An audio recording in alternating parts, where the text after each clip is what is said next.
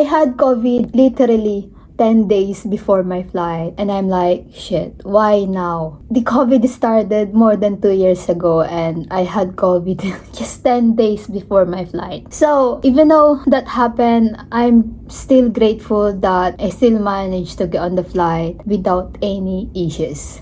The latest protocol in Philippines is that they will accept COVID positive passenger as long as the first positive RT-PCR was taken not earlier than 10 days but not later than 30 days prior to date or time of departure from the country of origin. So it's just really in time because I had COVID 10 days before my flight. Saktong-sakto yung pagkakaroon ko ng COVID.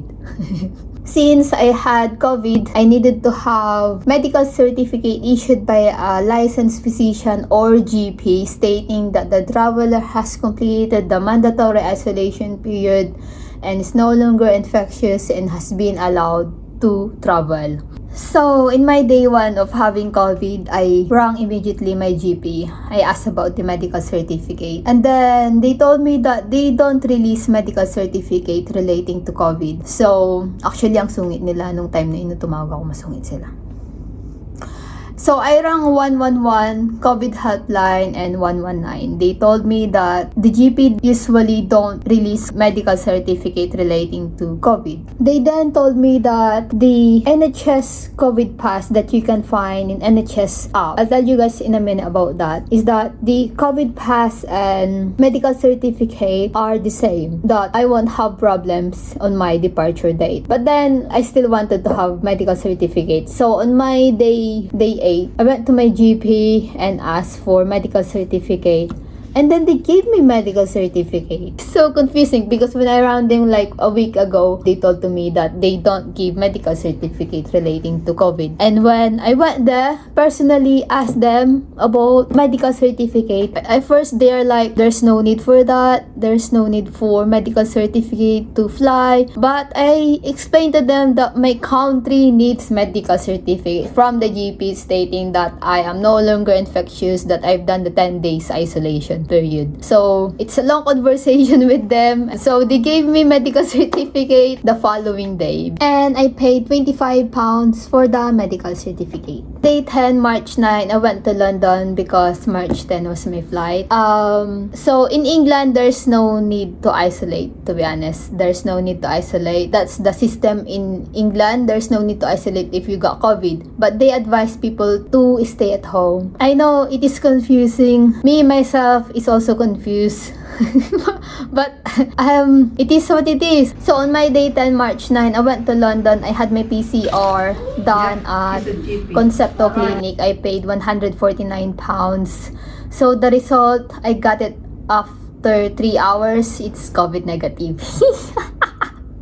Yes, COVID negative before my flight. So thank you, Lord. So I'm just so happy. So yes, I was COVID negative before my flight.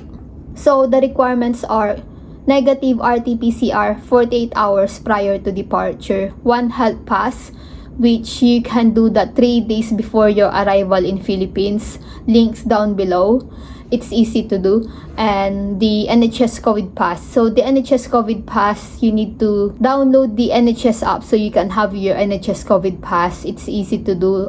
There's a link below. Just follow that. And the validity of NHS COVID pass is 30 days. So you can do it within 30 days prior to your departure. In your NHS COVID pass, it will show your vaccination record. When did you had your vaccine and what type of vaccine you had. So yeah, you just need to present that in the check-in area. So yeah, just 3 NHS COVID pass, 1 health pass, and negative RT-PCR 48 hours prior to departure. But if you tested COVID positive 48 hours prior to your departure, you need to present your medical certificate issued by your GP, and yeah, you should be okay. You should be alright. I didn't print the NHS COVID pass and 1 health pass. I just showed to them the barcode in the check-in area via phone. They did ask me about my quarantine hotel in Philippines, but then I told to them that I don't need to quarantine because I'm fully vaccinated and my RT-PCR is negative. So Ang yabang, di ba? Siyempre negative. Also, they asked me about travel insurance. I told them I don't have travel insurance. And then they accepted that. And yeah, they allowed me to proceed to departure security. So, I had a layover in Malaysia, 25 hours. Alam ko, ang haba. Ang haba, di ba? Nakakainis. So, before I board the plane, they asked the RT-PCR result, negative, COVID negative ko, and the One Health Pass, that's it. They didn't ask the vaccination record. When I arrived in Philippines, they asked me the One Health Pass, the vaccination record, and the RT-PCR result, and that's it.